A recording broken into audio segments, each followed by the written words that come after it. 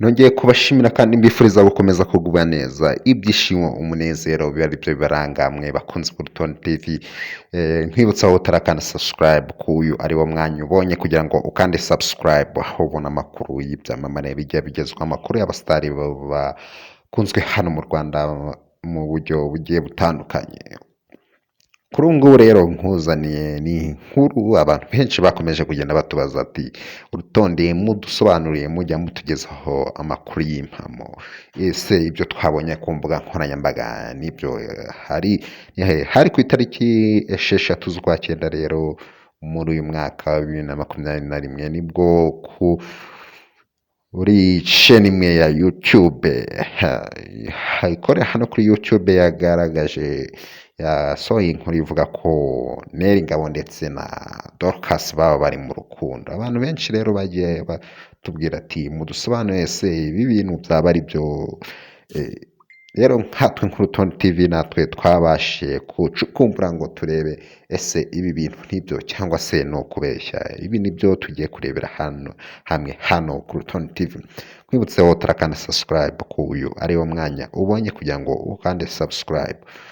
Rero dukomeje n'inkuru, uyu Neri Ngabo ni umusitari wamenyekanye hano mu Rwanda, ni umwana urimo urazamuka neza, ni umwana urimo urabikora cyane, ni umwana ubarizwa muri lebo ya Kina Music, ubona ko uyu mwana akora neza imiziki ye, abantu benshi bagenda bishimira, ubona agenda akora indirimbo nziza cyane, abantu benshi bagenda bishimira, bagenda bamukunda ku buryo bugiye butandukanye, bagenda bavuga ati wawu, uyu mwana afite impano nziza, arimo arazamuka neza.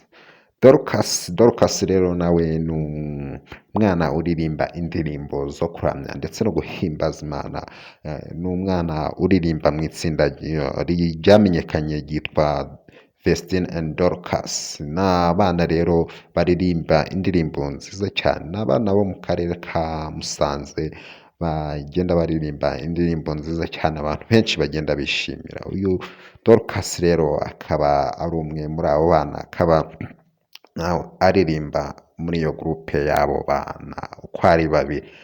Iyo nkuru rero yo kuri iyo cano yavuga ko baba bari mu rukundo, ibi byatumye twibaza se ibi byaba ari byo, n'abandi bantu benshi bagenda batubaza se ibi ni byo cyangwa ni ukubeshya. Bikaba byaratumye nk'Urutonde TV ducukumbura, tukagenda tukabaza abantu bagiye batandukanye, nk'uko twagerageje kubaza mu bantu batandukanye,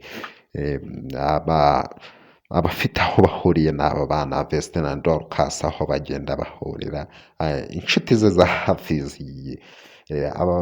zigaragaza ko rero ibi ngibi byaciye kuri cano bitari ukuri, ko nta kuri kurimo, ko nta rukundo barimo aba bantu bombi, ndetse no ku ruhande rwa Neri Ngabo nabo bavuga ko nta rukundo ruhari, kandi ko aba bantu mu busanzwe bataziranye cyane ku buryo bajya mu rukundo. Ikindi rero bigaragaza aba bantu ni uko bavuga ko ngo bandikiranywe ku rubuga rwa WhatsApp, kandi makuru dukura mu nda y'isi navuga ko aba bana batigeze bandikiranwa na rimwe kuri WhatsApp. Ibi ni ibintu rero byagiye bihangayikisha abantu benshi, bavuga ati ese buriya koko aba bana batangiye kwinjira mu rukundo bangana gutya, Dorcas yaba atangiye kwinjira mu rukundo angana gutya. Abantu benshi birabatangaza.